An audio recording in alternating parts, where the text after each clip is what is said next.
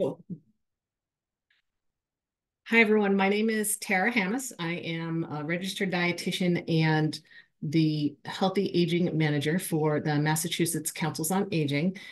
Welcome to Navigating the Nutrition Landscape for Older Adults, brought to you by Somerville-Cambridge Elder Services. It's an honor to be here to share what I know and have experienced over the past few years working in older adult nutrition, malnutrition. Before I get started, I want to set the stage a little bit and explain to folks that Massachusetts Councils on Aging is not a state agency. It's actually a trade group for all of the Councils on Aging and their centers. And it being Massachusetts with local government, that means we have about 350 Councils on Aging, centers for active living, senior centers, et cetera, across the state. We have a variety of pieces of education, advocacy, training, and technical assistance that we provide to the Councils on Aging staff, their directors, their assistant directors, outreach workers, et cetera. But then we also provide quite a bit of information to the community in general. And one of the ways we do that is through this updated weekly newsletter. It used to be called the Weekly Brief. Now it's Aging Matters. They are archived on our website. But if you would like to join us,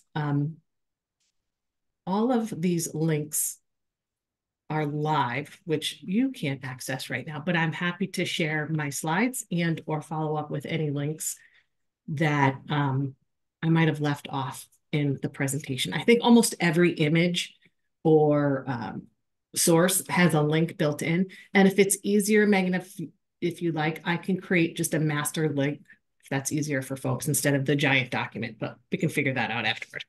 Sure. What I'm saying is I'm going to give you plenty of information. Okay. All right. And somehow my view ended up at the bottom of the screen, which is a little distracting. So we're going to, oh, wait, no, there we go. Okay, I don't need to look at myself. Any questions so far? No, maybe. All right. Again, one more piece before we get started. There's quite a movement these days to really reframe aging and decrease the amount of ageism that occurs in our daily lives, and especially in our actions and our language. So in this presentation, you'll see quite a bit use of the word senior. I tend not to use that word. I prefer older adult. It's all meant in a respectful manner, but know that we are taking that into account as we proceed through the material and keeping in mind that, we're talking about a wide variety of folks who are aging. I should say we're all aging, but who are older adults. So what are we going to talk about today? The roadmap generally is what do we know about nutrition and malnutrition? Who's working in this arena? And what are the resources available to the agencies as well as to individuals? As we go through this, you'll see that there's a lot of information and some of it can be used by both. And I'm hoping that as you listen and maybe we're sparking some ideas, you can keep track of maybe, oh, there's something that I can do to contribute to this as well. There's an improvement I can make. There's somebody I can talk to. Because what we really want to do is decrease the prevalence of older adult malnutrition in the Commonwealth.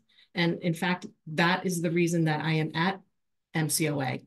This job was created specifically to do that. I came most recently from the City of Boston's Age Strong Commission, and I started in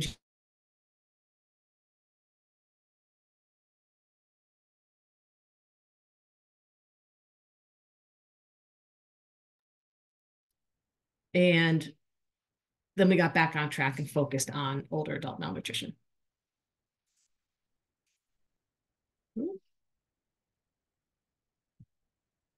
Why are we not sharing? There we go. So what do we know about nutrition? I like to ask this in all of my sessions, and go ahead and take yourselves off mute for a second and tell us what do we know about nutrition? What are we supposed to be eating?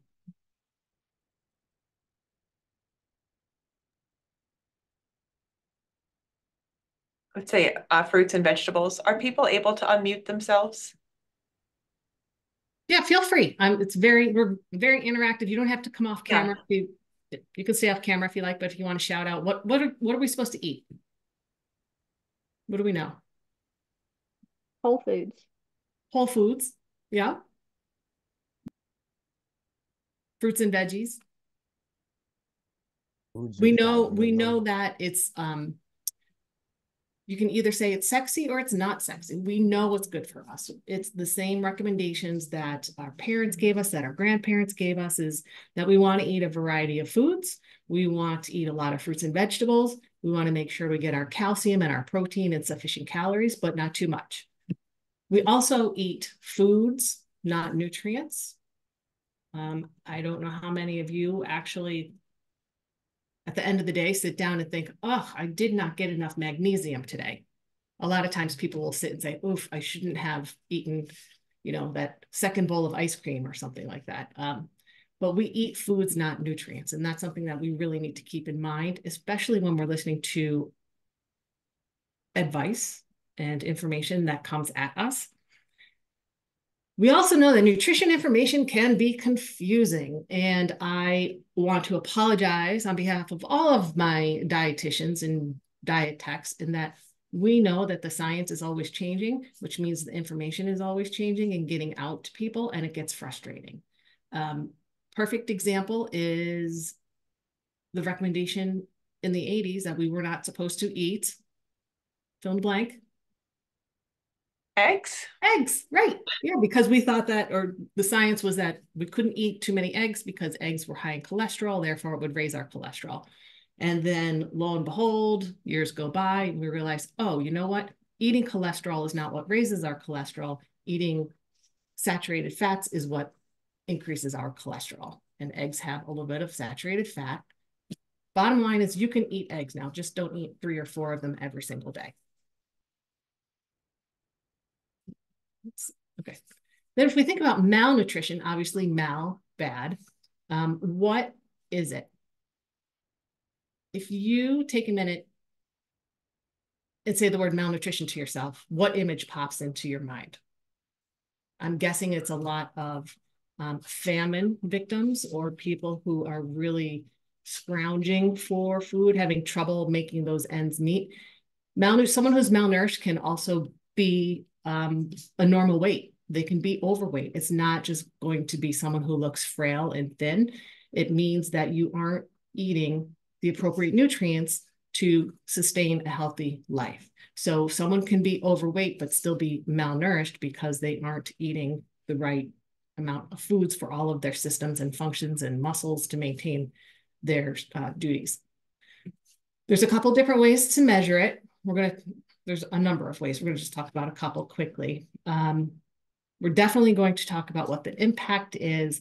And then again, how do we address it? And that's why we're here to talk about the network, the landscape. It is a puzzle. And there are a lot of pieces, and I'm sure I'm going to miss mentioning a couple of the pieces. And if any of you want to bring that to my attention, feel free as well. What surprises a lot of people around malnutrition is how it impacts our relationship with hospital visits, hospital stays. Up to almost half of older adults are at risk for malnutrition. And when we're talking about malnutrition, this is typically the protein calorie malnutrition. So you're not getting enough protein and you're not eating enough calories on a regular basis. This can impact your hospital stay. They can be twice as long. You can have additional complications. You can be readmitted. A lot of folks actually, depending on what's happening, because face it, these days, you aren't admitted to a hospital unless you are very sick. A lot of times folks will leave a hospital malnourished and sometimes worse off than they were when they came in. protein, calorie, malnutrition related hospital stays are also 3 times more likely to result in death. So we don't want to enter malnourished and we don't want to be discharged malnourished. Makes sense. This is from Defeat Malnutrition Today, which is a coalition of organizations committed to decreasing older adult malnutrition. This is a fabulous handout. They have a number of tools. I'm going to point out a couple more during this presentation, all free to the public and professionals to use. A couple of facts you might or might not know. About 50% of women and 30% of men 71 and older fall short of protein food recommendations. This is the point where folks usually ask me, how much protein am I supposed to have? And instead of telling folks that it's 1.1 to 1.2 grams per kilogram body weight, what I like to say, let's do the back of the envelope figure and take your weight. Let's say that you weigh 150 pounds, divide it in half. It gives us the number of 75. That's the number of grams of protein per day you want to start with. So let me say it again. 75 grams of protein for a 150-pound person is where we want to start. The reason is as we get older, our muscle mass starts to break down and we aren't replenishing it. So we need to make it up, as well as it's, you know, part of the aging process. Our cells are degrading. So I know that's a high number, and it's probably going to seem even higher if you start to look at your food labels and say, oh, this only has 3 grams of protein, or this only has 6. And you try to figure out how the heck am I going to eat 75, 80 grams of protein a day? We'll have some tips and tricks for you along the way. We also know that folks are typically dehydrated, about 2 fewer cups per day for folks 60 and older. That doesn't mean that you have to drink all of your fluids. A lot of times people forget that wet foods count, and your soups, your fruits, etc., will count toward being hydrated. And the way you know you're hydrated is looking at color of your urine. You want it to be a light yellow color. Some people say lemonade. And I should have given you this disclaimer ahead of time. As a dietitian, we talk a lot about the ins and outs. So we're going to get comfortable talking about our ins and outs. It's just a natural process. Amanda asked, is that calculation for protein intake specific to older Americans, or does that pertain to any adult? That is for older Americans. It's 1.2. Some people use 1.1. I use 1.2. So yes. And if you want to do the calculation,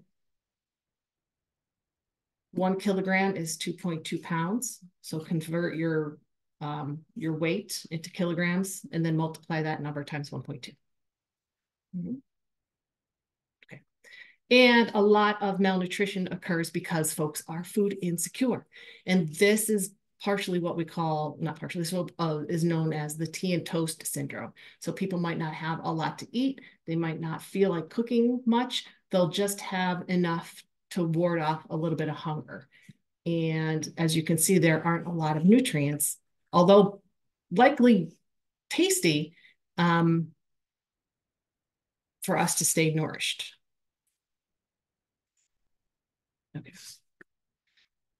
Some of us are experiencing these changes already. And as we age, we know our bodies change and these impact our malnutrition status. One is dentition.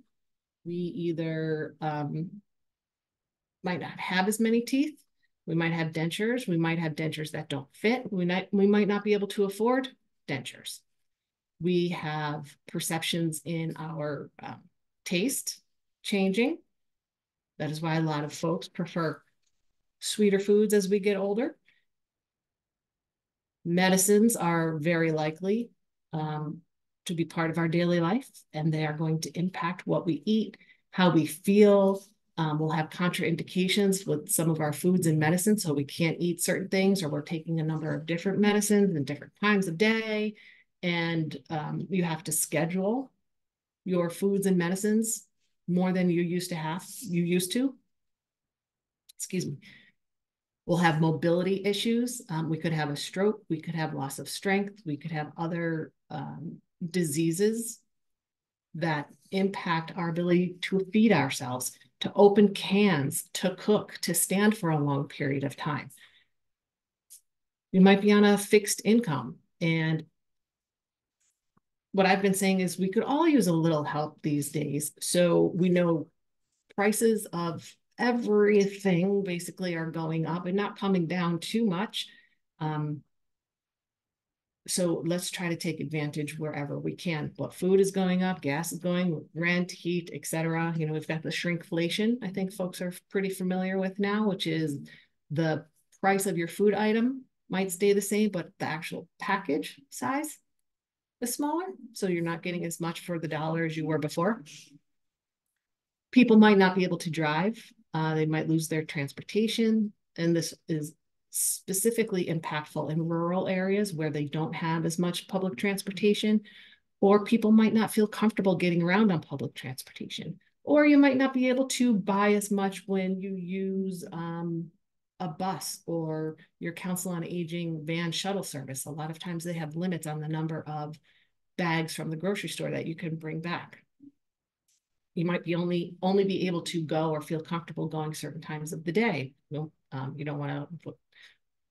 You want to avoid driving at night, maybe. And then we also have other physiological changes. Obviously, this is a restroom sign, and I'm referring to the hydration. People probably aren't drinking as much as it gets closer to bedtime if they're starting to wake up in the middle of the night and needing to void. So all of these factors can impact our nutrition status. And so imagine most older adults have more than one of these. I know I do. I won't tell you which ones, but I do. As I said, a number of the factors are income or food security related. And as we go along, I'll give you some source material as well as some facts and some tools that you can use. But there are three on this page. One is Feeding America, which is the umbrella organization for all of the food banks in the country. I should say a number of the food banks in the country. Not all food banks belong to Feeding America, but they create a report every couple of years. This is the state of senior hunger, the most recent one. 7.1% of the senior population is food insecure, which means that they don't have enough money to source food. They're unable to source enough food through proper channels to maintain health status as well as to ward off hunger. It's no surprise that communities of color and especially older adults with disabilities have higher rates. And the older adults with disabilities, their rates of food insecurity are 3 times higher. So 26% of older adults with disabilities have food insecurity rates higher than high food security rates. So sorry.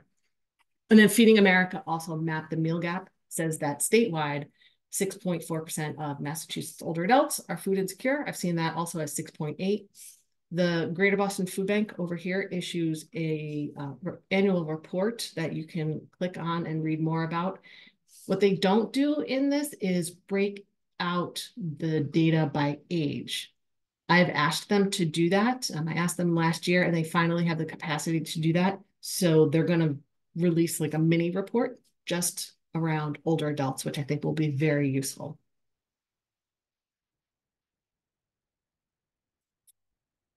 As for who's involved, who are the key players, the key networks, there are a lot of us. We'll talk about some of the bigger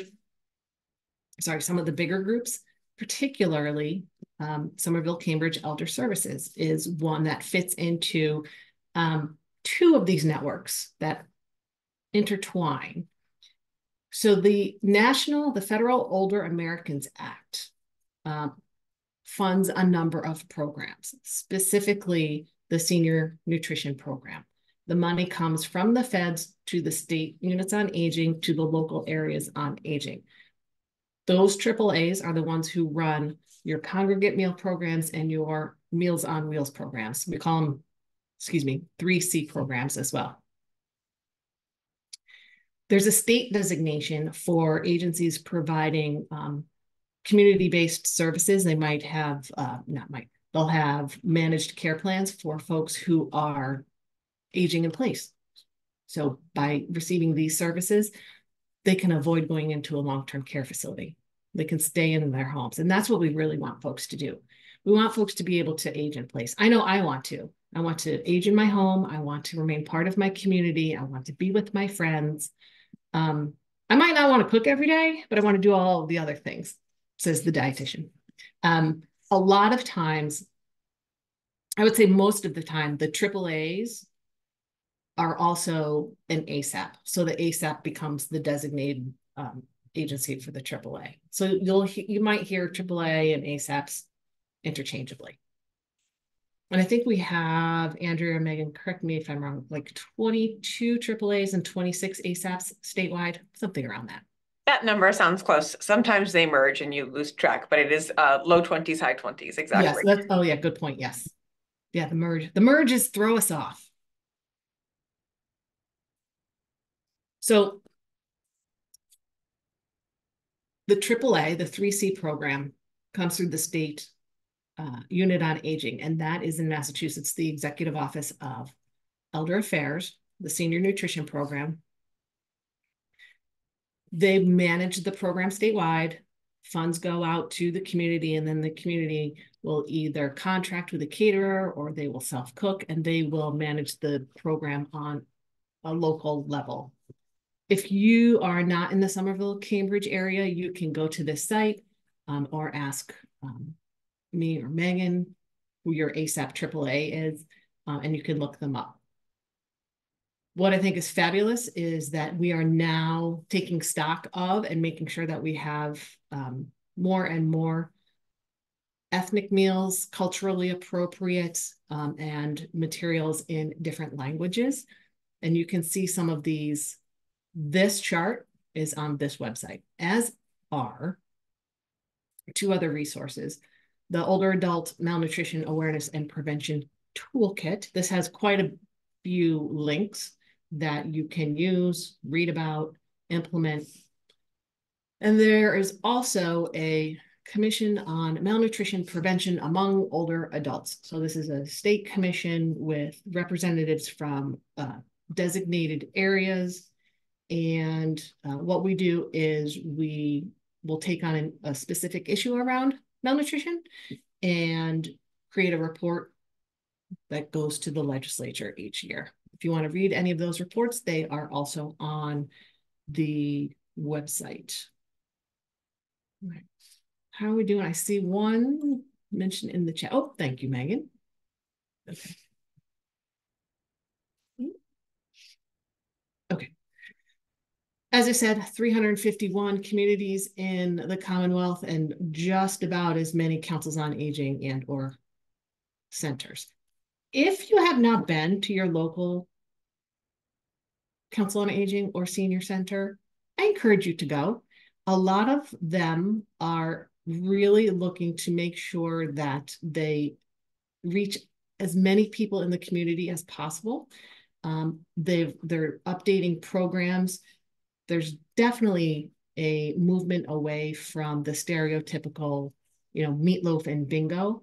So many of these agencies, I'm so proud to work with them. I have to tell you, they take so much pride in all that they do and the services that they offer. At the same point in time, we say if you've seen one senior center, you've seen one senior center. They provide a variety of services they might be a host site for the congregate meal program that we were just talking about. They might provide tax prep services, exercise, games. Some of them have billiards leagues. They'll have crafts. They will have speakers and presentations, physical activity challenges, dances. They'll play cards. They'll play bridge, mahjong, etc. They're wonderful. Sometimes I go about the state and I contemplate where I'm going to move to next by just the center itself. I'm like, what do you have going on here? Our website is changing, but I want to throw it up for folks to see where you would find some of the nutrition materials that we produce. If you do go to MCOA, it would be under our initiatives and nutrition. We have a event coming up, as you can see. One of the things that I wanted to do for our councils on aging and centers is just make it easy for them. Give them as much material as they could use without having to recreate the wheel because they are all so busy. This is open for anyone to use as well. I've been fortunate enough to have a couple of interns who created a monthly news that you can use. They have copy, there's a recipe, there's a photo, and I'm encouraging the COAs to go ahead and cut and paste, put it in your newsletter, put it on your social media. Same thing, I've shared that with the AAA programs. If you want to go to our website and use what we've already created, go right ahead. If you want to use it for programming, feel free. March is National Kidney Month. If you want to do a talk around that, you can go ahead, and this might have some resources to jumpstart that. During the pandemic shutdown, I wanted to still provide some nutrition education as well as perhaps a little bit of light entertainment. So I started to create some cooking as self-care video series. I'm not a professional chef. This is my home kitchen. Again, it not being a professional kitchen and me not serving the food to anyone, I don't get too upset when my cat jumps on the counter. Just gonna throw that out there. As you can tell, I'm sort of serious, but not too serious. And most people now know at least one of my cats from the series and meetings. I had to just go feed them, not that they're malnourished, but to keep them off the screen at the same time. With these videos, I also have a handout that talks to obviously the recipe, the nutrient that we're focused on, any health observances, any food safety considerations, and those are all free for folks to use as well. Jumping back to some of the more global or national programs and tools, Defeat Malnutrition again has a national blueprint. And the great thing about this is there's a lot of information in here, but what they do is also create toolkits, whether you want to use those for advocacy in the community or for your legislative representatives, because we really want to decrease the malnutrition from the top down. Okay, this is where it starts to get a little soupy. When I was creating this, to me, it felt like I was creating a sponsorship page. So I guess these are our malnutrition sponsors. We have the U.S. Senate Special Committee on Aging, and all of these sites that I put up because they have a resource or they have a link that I'm hoping that you will either find interesting or can use. NANASP is the National Association of Nutrition and Aging Services Programs. One of the founders of NANASP is also one of the founders of Defeat Malnutrition Today, and he is one of our hunger and malnutrition prevention champions. The National Council on Aging is obviously national organization for any councils on aging, not just for the statewide organizations. Meals on Wheels, that one's hopefully pretty self-explanatory. We also have the Massachusetts chapter of Meals on Wheels Association. Is anyone familiar with the National Center for Equitable Care for Elders, also known as NCECE? Has anyone ever heard of them? They are based in Boston, and what they do is they provide training, education to community health center staff, which I think is really interesting. And they are focused on the social determinants of health. So they really want to decrease, primarily, I should say, one of their main focuses was decrease the incidence of diabetes, but they are now looking at other disease conditions, and they have a number of webinars and fact sheets that you can go and review. in the nationwide, we have 6 human nutrition research centers, but there's only one on aging, and we have it in Massachusetts. It's right downtown in Boston. It's a Tufts USDA partnership, and they conduct research. They are creating additional programs around precision nutrition, and they're always looking for volunteers. If you want to participate in any of their studies, I would encourage you to go assist in the name of science. Sarah, we do have a question from Jake. Oh, asking like if you could define a community health center. Is that like a doctor's office? Oh, that would be a community health center, would be something obviously in your local community where some people will go to for primary care or other their primary care provider might be in a community health center as opposed to a private doctor's office or a hospital. Typically, they see folks who are lower income, higher need.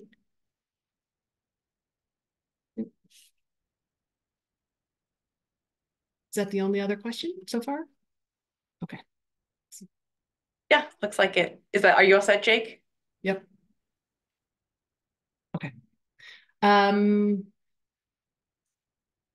It being Massachusetts, I know I could talk about, I had to force myself to stop cutting and pasting and grabbing all of these links, especially when it came to talking about all of the universities and schools that provide some type of nutrition programming or support. Obviously, Harvard has a nutrition program as well. Framingham State, Simmons, UMass Lowell, et cetera. I could go on and on, but know that Harvard's is, sometimes Harvard's is a little bit off of, I won't say the beaten path, but they've researched some other components that sometimes I would say the dietetic organizations don't focus on as much. So it's nice to see what they're looking at as well. UMass Boston has a gerontology institute, and they've created this elder index. I don't know if anyone's familiar, but again, leaning in toward the economic component of malnutrition and how much does it cost for housing? How much does, healthcare and related expenses cost? This is a really fun tool that you can go navigate.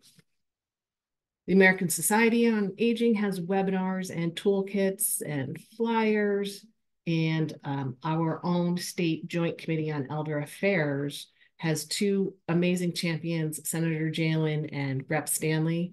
They are very focused on the needs of older adults in Massachusetts.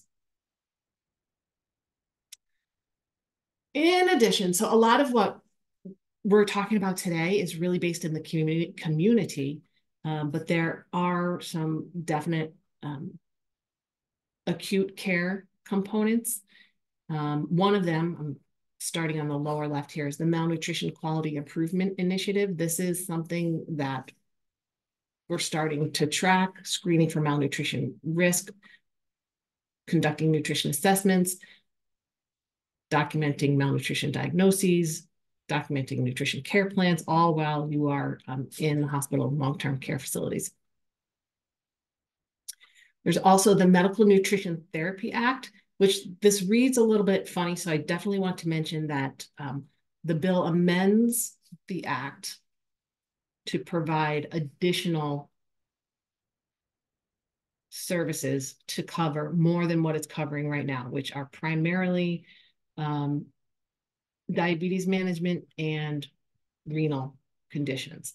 What we want this to do is to provide outpatient nutrition counseling for diabetes, cancer, GI diseases, et cetera, and then also allow patients to receive this through referrals other than just their doctor. We want PAs and nurse practitioners to be able to refer folks as well. So folks who are in the home can actually have a televisit or in the home in-person visit to help assist with their conditions. And then also again with Mass Health, their ACOs. This is one example of accountable care organizations, the Community Care Cooperative, that there's a flexible services program where they work with the community health centers and local services. And by providing a lot of the services up front, it's a prevention measure.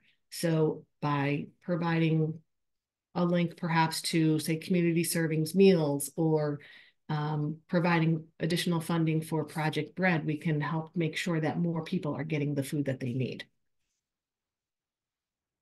All right. So I know that was I would say the start of a big batch of soup that we're going to make, but we have more ingredients and we have more to talk about. How many of you, when you're shopping for food, like I said before, we eat food, not nutrients. How many of you organize your shopping list by nutrients? Let's say, what do I need for calcium? What do I need for my fiber? Where's my folate? We don't, right? We know that we eat the food. So again, that's why we encourage folks to eat a variety. Eat what you can afford and use common sense. We know that we do not need to all be paying a premium for specific foods when we can't afford it. So I want to make sure that we take that stigma off the table. Eat what the best you can with the money that you afford, with the time you have, and the ability that you have as well to prepare your foods. Part that most folks don't like is down here, the nutrients to limit. Folks don't like to see that we've got to decrease our solid fats. And as a refresher for folks who aren't familiar with how do we tell, what's saturated and unsaturated, the solid fats are the saturated fats, solid at room temperature, clog your arteries, etc. So think of butter, bacon fat, etc. This is where people usually get sad and mad at me. You can have them. It doesn't say get rid of them. It says limit, so smaller quantities. Decrease sugar, switch from refined grains to whole grains, decrease your sodium, decrease your alcohol. Don't start drinking alcohol if you don't already. Quite all right. We want to make sure we get sufficient calories, sufficient protein. We need unsaturated fats. We need them for our nervous system, for our immune system. And then these are the very specific nutrients that I encourage you to focus on as you get older. So where do we find those nutrients? What foods have them? If you go to the Dietary Guidelines for Americans, this is released every 5 years, revised and released every 5 years. Chapter 6 focuses on older adults. There are specific food lists of recommended foods, different subsections of those nutrients with the specific foods to focus on, as well as this is the overall table of how many servings per day that you should have for your protein, for your whole grains, for your starchy veg, etc.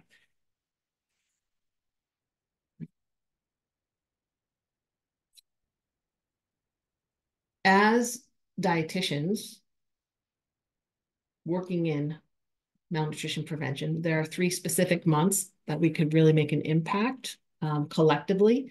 One is March. Here we are, National Nutrition Month. Every month it has, every year it has a different theme. This theme is Beyond the Table.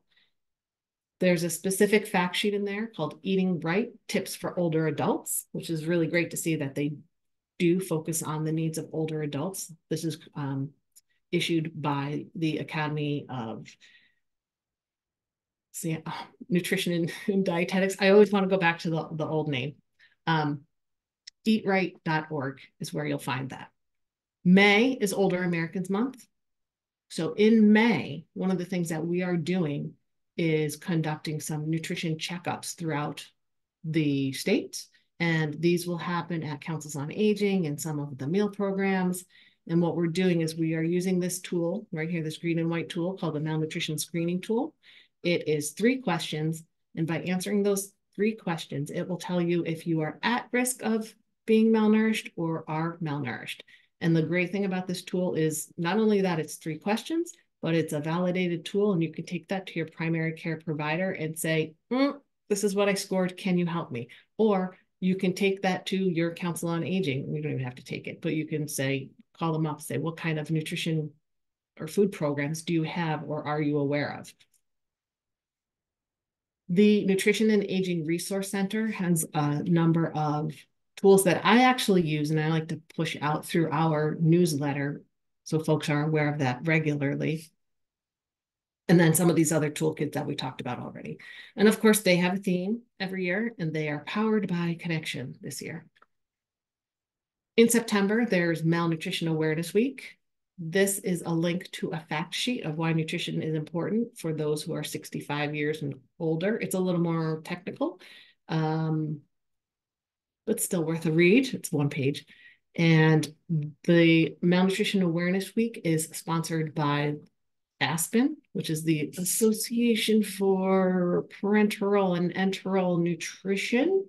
So if you are having trouble getting enough food by normal eating and regular eating and drinking, ASPEN can help supplement. They also offer materials and webinars for free to any of their ambassadors. MCOA is always an ambassador each year, and we'll have a code that's out. And if you see a webinar that you like, you can just join it for free using that code. And I left this in down at the bottom, the different languages, because I think it's important to always make sure that we are reaching as many people as possible. There are a number of materials that exist in different languages. And if there's something that you know that needs to be translated, there's a number of resources that we can always use, or other people we can connect with. Okay. All right, so let's get into some of the nitty-gritty resources that you can use on your own. SNAP, formerly known as food stamps. And I'm looking forward to the day where we stop saying SNAP, formerly known as food stamps. I don't think it's going to ever come, but that's okay. It stands for Supplemental Nutrition Assistance Program. And what I've been doing for the past several years is asking the Department of Transitional Assistance, who administers the program in Massachusetts, to tell me the average award a single older adult living alone will receive in a specific community. And I ask them for the data for all of the communities in the state. I just have those that start with the letter P here, plus Cambridge and Somerville. So I have been doing this for years. I asked them for the average when I was working in Boston, just for the Boston figure. And then when I came over to MCOA, I asked for all the cities and towns. Why not? And what you can see is from July of 2020 to January of 24, the numbers of people receiving SNAP have increased, as has the dollar amount. This dollar amount in July of 2020, that does not include the 15% increase that folks were receiving as part of emergency assistance SNAP funds. So there's a little bit of a boost. So I was trying to compare apples to apples here. But the maximum, and you can see the increase, maximum amount for a single person increased from 204 to 291 a month. The main reason I do this is because I know there's such a stigma around receiving SNAP. People are too prideful, understandable. They think someone else can use it more. They don't want to go through the process because it's tedious. There's a number of issues. They might think that they can't buy the foods that they like or that they need. And I'm encouraging any older adult to just screen for SNAP. And once you screen for SNAP, and I'll put a link to that in the chat.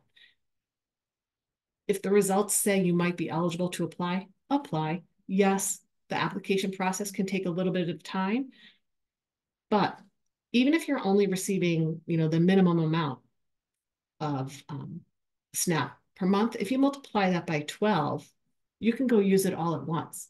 And I used to think about that when it was $16 a month, and you multiply it by 12, I think it was $192. Would you ever turn down a check for $192? I'm going to say no. This does not include additional funds that we get in Massachusetts as well. I'll get to that in a second. If you are interested in going through the process, there is a list of community partners who can help you either screen or apply. They can help you with recertification, help you with the documents, etc. But just as you've paid into Social Security, you've already paid into SNAP. It is not going to go to someone else, I should say. So if you're eligible, grab it. The other thing I did during the pandemic was I used 1 month to see what it would buy. And I created a flyer and I sent this out to the councils on aging, and the AAAs are welcome to use it as well. But I think the max was $234 that month. Not October, it was the month that I did it. And this is what $234 purchased. So this does not include, there's an additional up to $40. Sorry, I'm on a little SNAP rant for a second, bear with me. This does not include the additional $40 of HIP funds, which is the Healthy Incentives Program, which you can use to buy additional fruits and vegetables. So really for this month, where it was $234, it was really $274. But I only spent $234 on this. Anyway. Sarah, where did you shop? I'm just curious. You know what? I shopped through, it was an Instacart. So I think it was oh, okay. It looks like it was Whole Foods. I think this was before it was Amazon's Happy Belly brand. Okay, and Instacart does tend to be a higher price point than walking into a grocery store. So you could, theoretically, that might be a little bit even more if you went to, Market Basket or Stop and Shop or whatever. Exactly. Yep. And like I did it during the height of the pandemic. So that's why I was right. Sure. Online. Yeah. And if you shop online using SNAP, know that the delivery fee is not covered by SNAP. So the delivery fee and the tip, if you choose to tip, would not be included, but it's an option. So I grouped some things for folks to see, you could put together. Oh yeah. So it was Amazon, Happy Belly. Breakfast, lunch, and dinner options, the basics, sufficient, but they're foods that you tend to think of when you think of SNAP. But wait, there are also foods that you don't tend to think of, like condiments, like your pantry supplies, your salt, your pepper, olive oil, flour, sugar, snacks. We all want a snack. We all want a little chocolate here. Like Nancy gave us the okay a couple weeks ago to have that dark chocolate. So you can see I bought the dark chocolate down here. But then also your coffee and tea. Even if you only get the minimum SNAP once a month, use it for coffee. Dietitian didn't say that, but you can do that. Whatever you need to do to stretch your food budget, feel free. There's one little twist, is that with the HIP funds, you have to use your SNAP card. So it's an EBT card. There's not the paper money and the coins anymore, but you use the SNAP funds at a farmer's market, a farm stand, a mobile market, or through a farm share to activate that HIP funds. Because if you don't activate it, then you can't tap into it. So it's a little bit funky how the program runs. But if you, right now, the potential maximum is $291, regular SNAP. If you add additional 40, $331 a month. HIP does not roll over, but SNAP does roll over month to month. Sarah, I'm sorry if you said this, but was that 291 for a single person? That's the maximum right now. Yeah. Okay. So if there were 2 people in your household, it could potentially be double that? Okay. Not double, but higher. Double, but higher. Okay. Yep. And there's a number of factors that go into it. Your income. Oh, I know.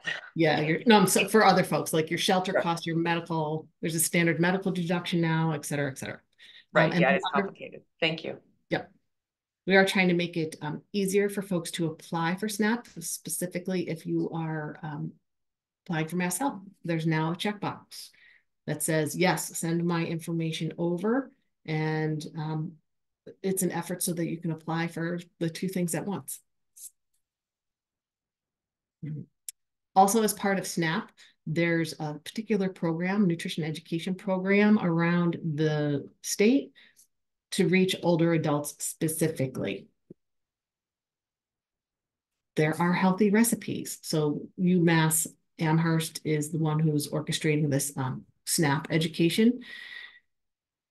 There's also a pilot program where folks can use their SNAP funds at specific restaurants and food trucks. And if you go to click on this photo, you can see the list of restaurants and trucks that are currently operational and those who are still working through the process. And these are statewide. They aren't all just in Boston, which is really nice. All right. That's just SNAP. I will not go into all of that detail with all of these resources, but I do want folks to have a wide variety. And I don't usually create such a long bulleted list, but I do want to go through these just so you've at least heard them once. We mentioned SNAP and HIP. What you should know is now there's a special state SNAP fund that's being issued for certain other population groups. There's emergency SNAP. If you buy your groceries and then we have one of our wild storms and you lose power for more than 4 hours, you can ask to have your funds reimbursed for the foods that you purchased. Emergency disaster, and some immigrants are now able to receive SNAP as well. A lot of people do not think of the WIC program when it comes to older adults, but if you are the guardian of a 5-year-old or younger grandchild, then you are eligible for those WIC funds. We talked about the Title III meals, the home delivered, grab and go, congregate meals. Commodity supplemental food program is a box of food. They are USDA commodities, and this is not operational in every community, but this is something that is usually orchestrated through your local food bank. And it is basically a 30-pound box of food for older adults once a month. The brown bag program is similar, but it doesn't have just commodities. It has a variety of programs. Not all food banks have brown bags anymore. Some have mobile markets. And the farmer's market coupon, I know, is very popular. And last year and then this year, the dollar amounts went up to $50, and hopefully it will remain $50 going forward, but we will have to wait and see. For folks who can't leave the home, there's a homebound produce program. So instead of receiving a farmer's market coupon to go out and shop, they'll receive the equivalent in produce brought to their home, typically with their home delivered meals. Community supported agriculture shares are typically expensive, but they also have what they call senior shares. So not all of them, but some farms will have smaller shares. Some councils on aging will purchase a share of a community supported agriculture. They'll purchase a CSA share that they then break down and offer to folks who come into the building. Some communities have gardens that folks can tap into. There's a mass grown map. I'll show you that in a second. There are a number of food rescue programs and organizations who will go around to restaurants and pick up any food that might have been prepared but not served. So like kept either frozen or refrigerated or shelf stable. And they'll give it to another local organization to use and distribute. There are community meal programs that might be at your local church. There are produce prescription programs. So your primary care provider might actually now be able to write you a prescription for fruits and vegetables, or to go to a specific location for that food distribution type. There are so many meal kits and prepared and frozen meal delivery options out there right now, and I will just let you investigate those on your own if you are interested. There's a range. There's grocery delivery, like we mentioned, with Instacart and other services. There's a concierge program. I don't know if anyone's familiar with GoGo Grandparent, but they too have provided some meal programs, as well as now they've expanded, meal services. They've now, let me back up. transportation for food shopping. They've expanded to provide other programs as well. And if you are wondering where the local food pantry or meal program is in your area, you can call Project Bread. There is a 1-800, a toll-free number. Okay. Also during COVID, what I did was I wanted all of the councils on aging to be aware of what was available in their communities, but you don't know what you don't know. So I created a self-assessment. It was just a checklist for folks to go through and sort of think about where the food is and where the older adults might go to get food. Then I also realized, well, some folks might not know what the difference is between a farm stand and a CSA. So wherever I could, I provided hyperlinks. I'm going to go back through and update this form, especially after creating this presentation, because I have much more to add to for folks. If you happen to look at this, it's on our website. And notice that I missed a program or area, let me know, please. I want this to be as comprehensive as possible for folks. This is the mass grown map. You can place your location and a radius, and it will generate where the farm stands are, where the farmers markets are. Farmers markets occur during the winter as well, not in as many locations, but they do exist. Excuse me. And if you are looking for, where can I activate my HIP funds in the middle of winter, you can search. So this actually, there's an option for HIP as well. And you choose the nutrition program, your location, and then it will generate a specific list to what you're looking for, a more targeted list. One of my favorite tools is the mass grown produce availability calendar. I know that does not always mean that it is going to be the most affordable, but a lot of people prefer to buy local, fresh and local. And a lot of times, I always support it because we want to support as best we can the local economy. But even if you think about taste, if you can afford it, think about a strawberry in June versus a strawberry in December, right? The flavor definitely has a better impact in June. Same goes for the rest of these. The only thing I wish is this was a larger print font and we could get it on a big old poster. Hunger vital sign is another tool that you can measure whether someone is food insecure. The malnutrition screening tool is what we saw before, that green and white page that had the 3 questions on there. This is from, I think, NCOA, National Councils on Aging. Yep. Preventing malnutrition after a hospital stay. 6 questions to ask your doctor. These are the 4 food banks. Only 3 of them are members of Feeding America, but there are 4 in Massachusetts, and you can click on any of these and it will bring you to their homepage, and you can search for their agencies. Most people have now heard about food as medicine, or food as medicine it's been around for 20 years, but it has grown in popularity quite a bit over the last few. This is a link to a video about them if you want to read more about the state or hear more about the state plan of food as medicine, which we know that it is.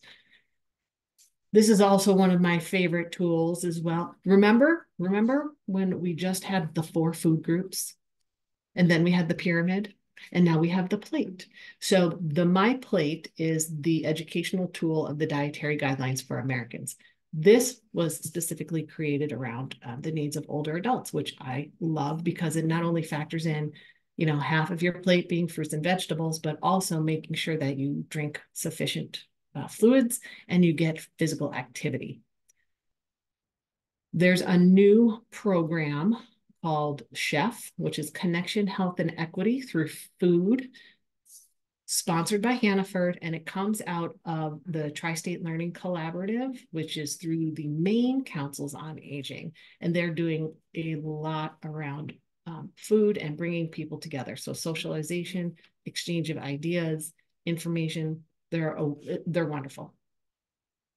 Old Ways is another local resource that has a number of traditional diets.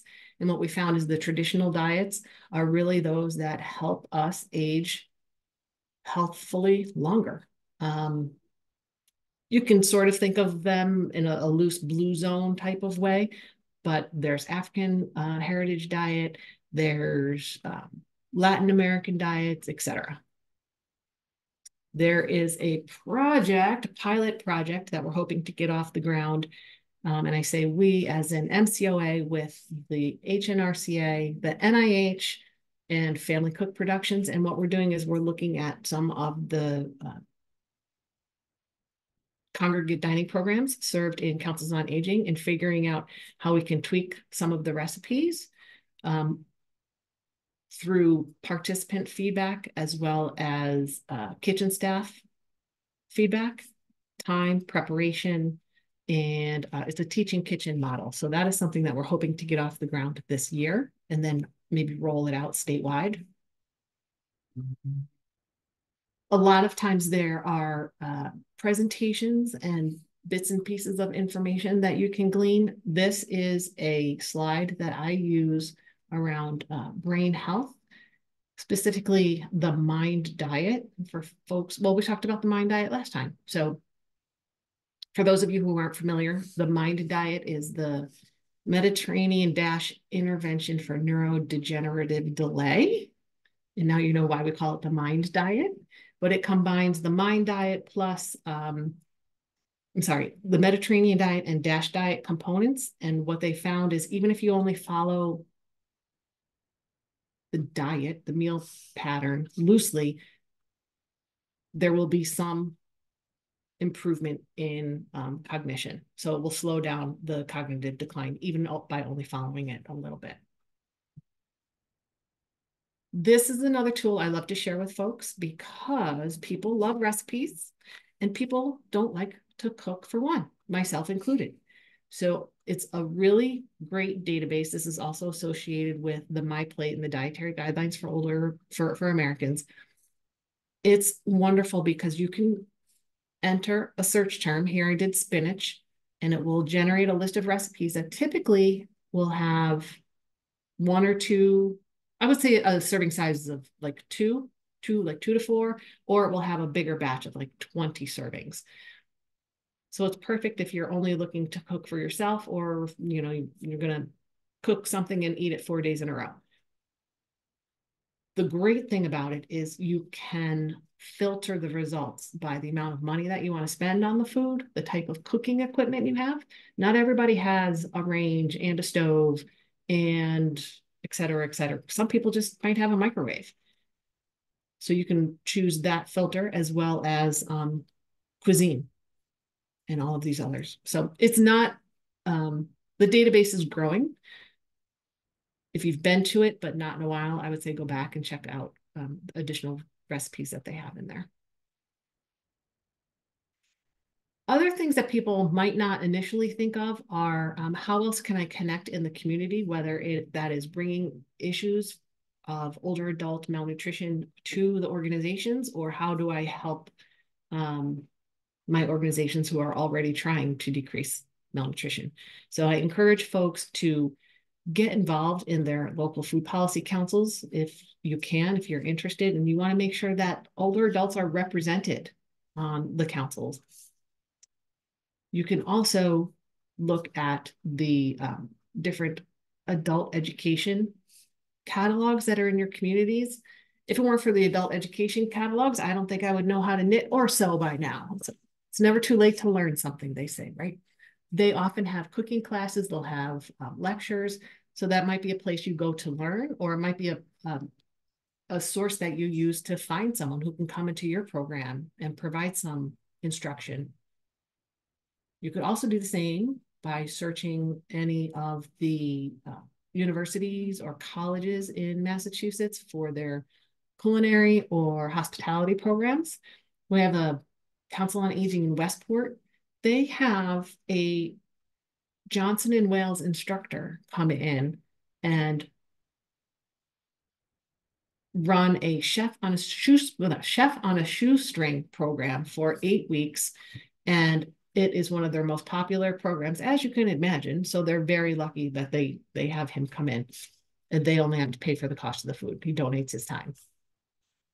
You can also look on DESE for any high schools or VOTEC schools that have culinary programs. And I think these are really good, again, for help bridging the intergenerational connections, especially if you are looking to run a program and you might not have the funds for labor.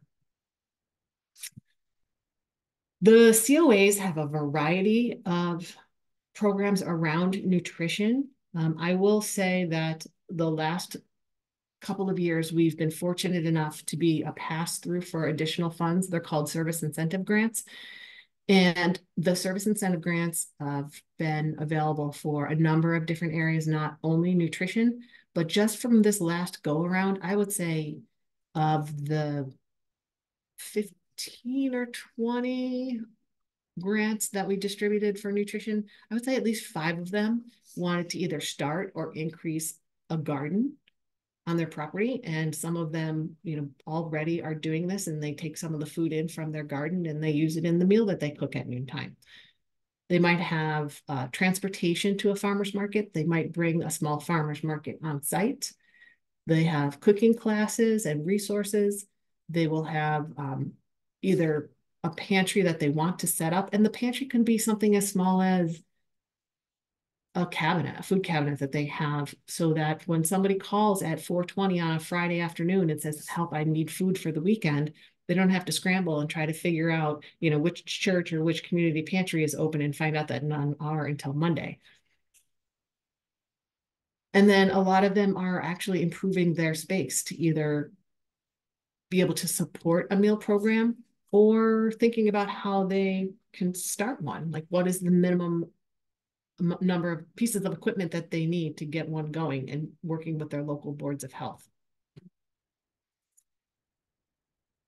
I always encourage folks to try to be a little more creative with their programming as well. And these are just some sources where you can go to find some less common ideas, maybe. Wikipedia on this day is always interesting. There's a national day calendar, and I actually went on today. What did I find? So not only is it National Nutrition Month and Colorectal Cancer Month, it is today, March 21st, is French Bread Day. So someone's going to have a little soup and some French bread. It's also California Strawberry Day, and I can't read my writing. Farm Rescuer Day. So that's more around helping farmers in need. But this is a fun little resource to use. I will provide a note of caution for folks as you are navigating through nutrition and health information. Please be cognizant, consider the source. Are they trying to sell something? Do they have any conflicts of interest? Does it sound too good to be true? And is what they are sharing something that is been researched, or do they provide source information? A lot of times it's really easy to be persuaded by either infomercials or influencers, or even a study that comes out on the news. One study that comes out on the news might be newsworthy just because the sponsoring organization or research group released a press release at their conference that day. Might just be one that made the news. I would be remiss if I did not do this, would be to encourage folks to know the difference between a nutritionist and a dietitian. Anyone can call themselves a nutritionist, and that's not to say that nutritionists are all bad, but a registered dietitian has to take specific classes, a practicum, and sit for a national exam, maintain credentials every 5 years. And that's not to say all dietitians are awesome either. But typically the dietitians have the more science-based information to share with you. So I'm hoping that as we made our way through all of that, you were thinking about some actions that you can take, or maybe some changes you can make, and how that could occur either on an individual level or at an agency. I encourage folks to think outside the box and remember that, one small change can have a ripple. Please put your food first. And let me know if you have any questions. Thank you for the opportunity to share this with you. Thanks so much, Tara. That was great. Can you hear me? Yep. Okay, right. For a minute you looked muted, so I wasn't sure. Applause. Yay. I did have one question from Jake. He's asking if the presentation could be shared afterwards. So absolutely, I'd be okay. happy. Yep. Great. Yep. So Jake, I do have these materials, and what I will do is prepare them and send them out to everybody. I might not be able to do that this afternoon, but I can certainly do it by next Monday. So I will get them out. Thank you, Tara. That was so. Andrea says that was really great. Lots of helpful info and resources. Yeah, I agree. Thank you. So did anybody have any questions or comments for Tara or for the group? I always like to ask if it was useful at all. I mean, yeah, I definitely thought it was. There was a lot of resources that I didn't know about, and I thought it was great to see just how much produce you were able to buy with the SNAP benefits. So, actually, I have a quick question. Hi, Tara. The MNT amendment, like how close is that to happening as far as expanding beyond just the renal and the diabetes to be covered? You know what? I don't know where it is right now. I know that there's like A&D has a big campaign push for it right now. I don't know where the bill is right now, but I'll find out. I'll get back to you. Just curious. Yeah, just curious. Yeah. Thank you. Is there anything that Andrea or Megan you would like to add that I omitted? No, I think it's great. I mean, I think if people are in the woods and not sure, exactly where to start, I think great places to start for nutrition resources are certainly your local council on aging. And then Tara also mentioned contacting your local aging service access point. So you could certainly shoot me an email and I could help direct you to that number. There is also a website I'm going to put in the chat room, which is massmealsonwheels.org. Oh, yes. And you know what? I should have checked. I didn't know if the website was what the status of the website is. The website could be a little more current, but one thing it does have on it is an agency directory. So if you just know, my friend lives in Pepperell and they want Meals on Wheels, you could just go to the directory, shoot in Pepperell, and it will tell you who to contact. So that is helpful. But yeah, calling your local council on aging or aging service access point and just saying, I'm looking for what resources are available. There are people whose role it is to help you with those resources. So you are not alone. I just have one quick thing. You may have mentioned this, but just as far as the nutrition counseling service available as well at the different AAAs, and just to kind of go with the whole package. Yeah, so for any of the congregate dining sites, they're eligible to receive, is it still 2, Andrea? For the nutrition counseling? Yes. Typically it's like a one or home visit and then like a follow-up, but I mean. Oh, I'm sorry. I was thinking the group education. Oh, that's another thing. Thank you for mentioning.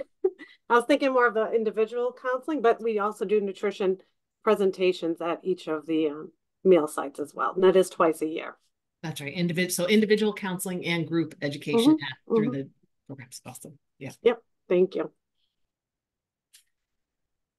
And if you haven't had a congregate meal, I encourage you to go because I would say they've definitely improved over the last 25 years. And these programs, giving Somerville-Cambridge Elder Services credit and all of the others credit, was really trying to stretch that dollar that they have for the program and provide as much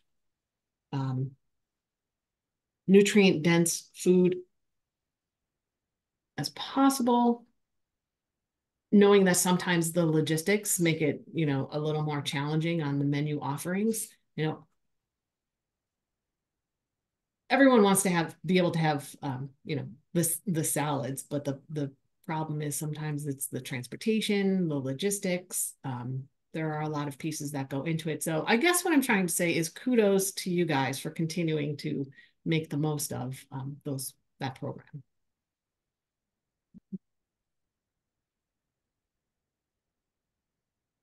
Thank you. Is there anything in the chat? Anybody have any questions? Anything else? We will be recording this into a presentation for YouTube, which I think will be really great because it has so many great resources in it, and I will be sharing them. But yeah, if nobody has any questions, I'll wait a few more minutes in case something comes to somebody. And I'm available at any time, phone or email. Thank you. Yeah, Tara has included her contact information very graciously. Thank you. So I think we will call it a wrap at 3:20. Thank you, everybody, so much. Thank you, Tara. This was really great. I hope everyone has a great month. Spring is coming, and I look forward to sharing this presentation. Great. Thank you so much, everybody. Bye.